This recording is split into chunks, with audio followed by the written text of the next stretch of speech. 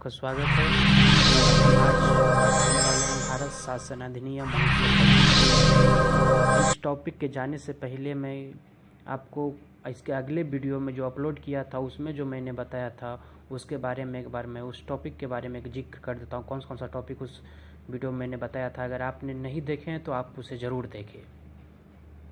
पहला नंबर में भारतीय राज्य व्यवस्था, दूसरा में लोकतंत्र यानी इसके अंतर्गत प्रत्यक्ष एवं अप्रत्यक्ष लोकतंत्र, तीसरा नंबर में संसदीय शासन प्रणाली, चौथा नंबर में अध्यात्मक या राष्ट्रपति शासन प्रणाली, 6 नंबर में संघीय शासन प्रणाली के अंतर्गत संघ सूची, राज्य सूची, समवर्ती सूची, और 7 नंबर में भारत के संविधान का विकास कैसे हुआ। तो ये था। उसके बाद एक्ट मैंने जो उसके बाद बताया था उसी वीडियो में है। इसके अगले वीडियो में पॉलिटी पार्ट 1 में रेगुलेटिंग एक्ट 1773, 1781 का संशोधन अधिनियम, ईस्ट इंडिया एक्ट 1784, 1786 ईस्वी का अधिनियम, charter act 1793, charter act 1813, charter act 1833, charter act 1853, Bharat शासन अधिनियम 1858, भारतीय परिषद अधिनियम 1861, भारतीय परिषद अधिनियम 1892, और उसके बाद मार्लो मिंटो सुधार अधिनियम 1909 या भारतीय परिषद अधिनियम 1909, दोनों ही उसको बोल सकते हैं। और उसके बाद है भारत शासन अधिनियम 1919 या मॉन्टेग्यू चैम्सफोर्ड सुधार अधिनियम 1919। और उसके बाद है साइमन कमीशन 1928, सर्वदलीय सम्मेलन 1928। मैं जो ये टॉपिक बोला, इन टॉपिक का मैं जिक्र इसके अगले वीडियो यानी पॉलिटी पार्ट 1 में डेमो कर चुका हूँ। आप लोगों ने अगर नहीं देखा तो हमारे चैनल के वीडियो में जाकर आप ज़रूर देखें, क्योंकि इसमें संपूर्ण जानकारी मैंने दे दिया था। तो चलते हैं। आज का टॉपिक है भारत शासन अधिनियम 1935। तो इसमें 14 भाग है, अनुच्छेद 321 है, अनुसूची इसमें 10 है। तो ब्रिटिश सांसद द्वारा पारित किए गए अधिनियम में सबसे महत्वपूर्ण अधिनियम भारत शासन अधिनियम 1935 है।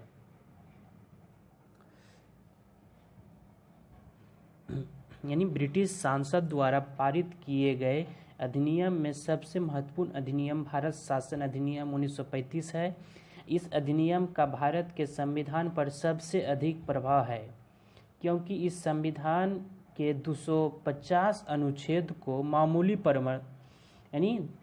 इस अधिनियम के 250 अनुच्छेद को मामूली परिवर्तन के साथ भारत के संविधान में जोड़ा गया है। यानी 250 अनुच्छेद को मामूली परिवर्तन के साथ ही हमारे जो आज का संविधान है उसमें इसी से लिया गया है। यानी भारत शासन अधिनियम 1935 से 250 अनुच्छेद लिया गया है। आज का जो हमारा संविधान है उसमें मामूली परिवर्तन करके सिर्फ।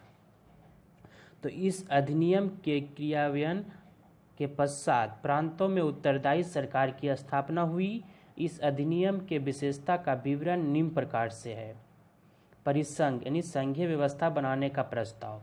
इस अधिनियम के द्वारा भारत में पहली बार परिसंघ बनाने का प्रस्ताव किया गया। इस परिसंघ में ब्रिटिश संघों तथा देशी रियासतों को शामिल करने का प्रावधान किया गया। इसमें ब्रिटिश प्रांतों को शामिल होना अनिवार्य था, लेकिन देशी रियासतों को शामिल होना उनकी मर्जी पर निर्भर था।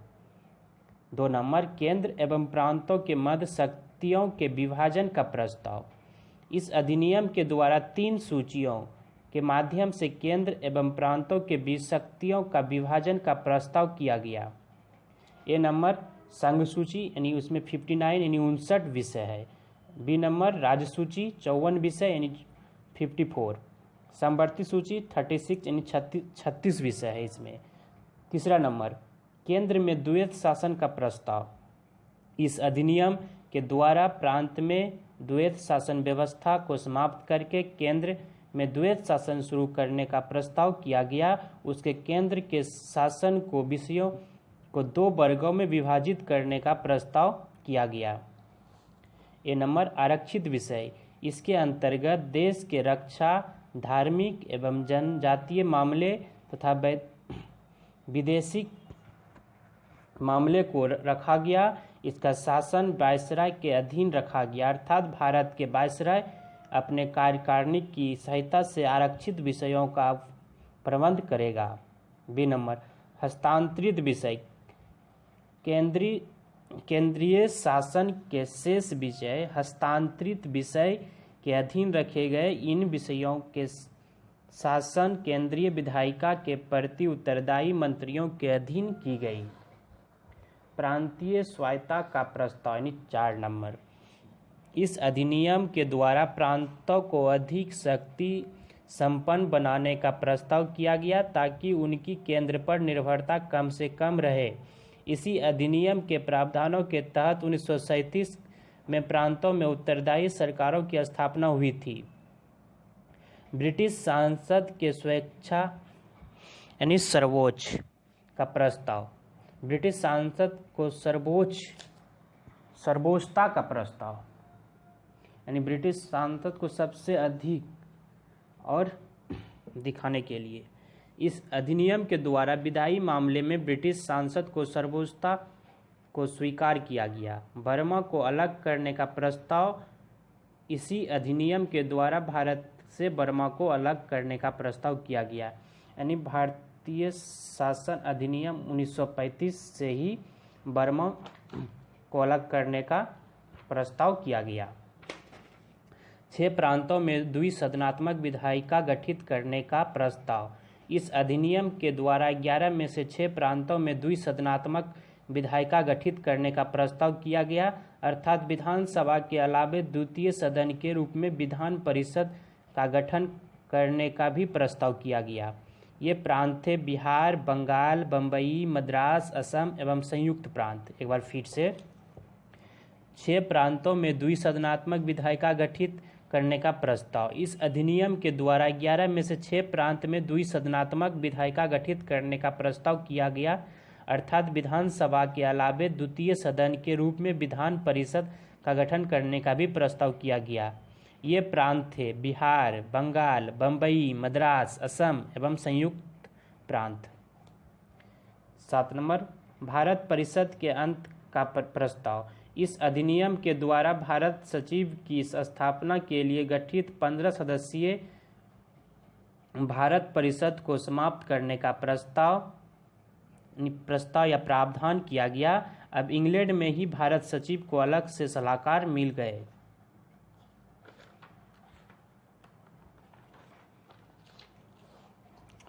नौ नंबर, संघीय न्यायालय के गठन का प्रस्ताव। इस अधिनियम के द्वारा पहले से स्थापित सर्वोच्च न्यायालय के स्थान पर संघीय न्यायालय गठित करने का प्रस्ताव किया गया। इस न्यायालय के फैसले के विरुद्ध प्रिवी काउंसिल लंदन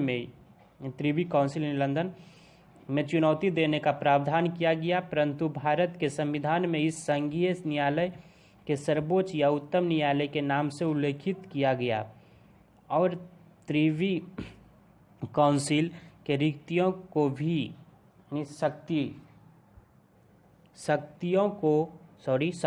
को इसी सर्वोच्च न्यायालय के अधीन कर दिया गया। 10 नंबर संघीय तथा प्रांतीय लोक सेवा आयोग के गठन का प्रस्ताव। इस अधिनियम के द्वारा पहले से स्थापित केंद्रीय लोक सेवा आयोग के स्थान पर संघीय लोक सेवा आयोग गठित करने का प्रस्ताव किया गया। साथ ही साथ प्रांतों के सेवाओं में भर्ती के लिए पहली बार प्रांतीय लोक सेवा आयोग गठित करने का भी प्रस्ताव किया गया। भारत के संविधान में संघीय एवं प्रांतीय लोक सेवा आयोग को क्रमशः संघ लोक सेवा आयोग तथा राज्य लोक सेवा आयोग के नाम से उल्लेखित किया गया। नोट ध्यान से देखिएगा, देखना नहीं है, सुनना है आप सबको। 1 नंबर, भारत शासन अधिनियम 1935 के प्रावधान 1937 में लागू हुआ, यानी भारत शासन अधिनियम 1935 के प्रावधान को 1937 में लागू हुआ। 2 नंबर, 1 अप्रैल 1935 को भारत के केंद्रीय बैंक के रूप में आरबीआई की स्थापना की गई। यानी आरबीआई की स्थापना 1 अप्रैल 1935 को किया गया था। एक बार फिर आरबीआई का स्थापना 1 अप्रैल 1935 को किया गया था।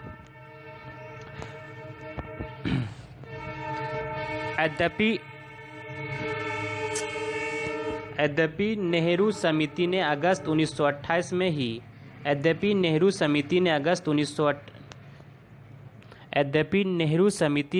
1928 में ही संविधान सभा की मांग की थी, लेकिन इस मांग को अंग्रेजों ने अस्वीकार कर दिया। 4 नंबर, इसके बाद 1934 में साम्यवादी नेता एम.एन. राय ने विधिवत संविधान सभा की मांग की। इस मांग को 1934 में ही पंडित जवाहरलाल नेहरू ने मुक्त रूप दिया और यह स्पष्ट कर दिया कि भारतीयों के भाग्य को निर्धारित करने का एकमात्र शक्ति भारत की जनता में होनी चाहिए। प्रांतीय विधानसभा द्वारा संविधान सभा की मांग। भारत शासन अधिनियम 1935 के प्रावधानों के तहत 1937 में प्रांतीय विधान सभा की चुनाव हुई। इन चुनाव के पश्चात प्रांतों में उत्तरदायी सरकार की स्थापना हुई तथा गठित विधानसभा में प्रस्ताव पारित करके ब्रिटिश सरकार से संविधान सभा के गठन की मांग की गई। कांग्रेस द्वारा संविधान सभा की मांग। भारत शासन अधिनियम 1935 में पारित होने के बाद कांग्रेस के जितने भी अधिवेशन हुए, उन सभी अधिवेशनों में प्रस्ताव पारित कर की संविधान सभा को गठन की मांग की गई, जिसका विवरण हम निम्न प्रकार से दे रहे हैं। अधिवेशन का वर्ष, स्थान और अध्यक्षता। 1936 प्रथम अधिवेशन जिसमें संविधान सभा की मांग की गई थी 1936 में लखनऊ में हुआ था। इसकी अध्यक्षता पंडित जवाहरलाल नेहरू ने की थी। 1937 में फैजपुर में इसकी भी अध्यक्षता पंडित जवाहरलाल नेहरू ने की थी। 1938 हरिपुरा यानी बंगाल में इसका अध्यक्षता सुभाष चंद्र बोस ने किया था। 1939 में त्रिपुरी यानी जबलपुर में इसकी भी अध्यक्षता सुभाष चंद्र बोस ने। नोट: 1939 के त्रिपुरी अधिवेशन में अधिवेशन की अध्यक्षता के सवाल पर महात्मा गांधी एवं सुभाष चंद्र बोस के बीच मतभेद पैदा हो गया। महात्मा गांधी पट्टाभी सीतारमैया को अधिवेशन की अध्यक्षता सौंपना चाहते थे, लेकिन अध्यक्ष पद के लिए हुए चुनाव पट्टाभी सीतारमैया पराजित हो गई। परिणामतः अध्यक्ष पद के लिए विजयी उम्मीदवार सुभाष चंद्र बोस को अध्यक्षता करने का मौका मिला, लेकिन अधिवेशन के दौरान ही भी मतभेद बरकरार रहा। इसलिए सुभाष चंद्र बोस ने अधिवेशन के बीच में ही अध्यक्षता छोड़ दी। इसके बाद अधिवेशन के शेष अवधि के लिए डॉक्टर राजेंद्र प्रसाद को अध्यक्ष बनाया गया। सुभाष चंद्र बोस से न सिर्फ अधिवेशन छोड़ी, बल्कि उसी समय उन्होंने कांग्रेस पार्टी भी छोड़ दी। और 1939 में सुभाष चंद्र बोस ने फॉरवर्ड ब्लॉक नामक एक राजनीतिक दल की स्थापना की। यानी 1939 में सुभाष चंद्र बोस ने फॉरवर्ड ब्लॉक नामक एक राजनीतिक पार्टी का स्थापना की।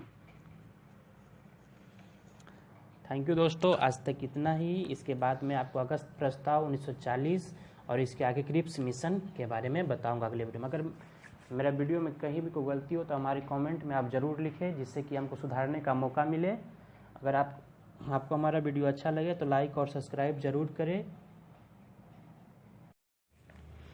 नमस्कार दोस्तों, हमारे चैनल लेक्चर हिंदी में आपका स्वागत है। और हम आज बताने वाले हैं भारत शासन अधिनियम 1935 इस टॉपिक